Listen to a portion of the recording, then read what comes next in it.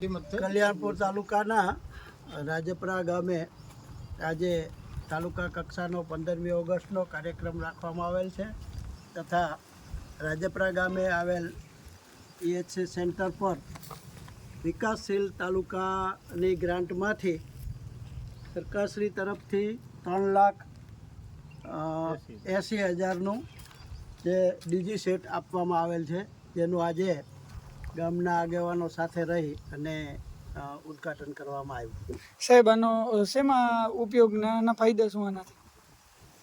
Emergency light પુરવઠો ખોરવાય ત્યારે કોઈ અગત્યનું ઓપરેશન કે જે દવા વેક્સિન ચાલતું હોય તો એના માટે આ એક્સ્ટ્રા અલગથી વ્યવસ્થા કરવામાં આવે છે.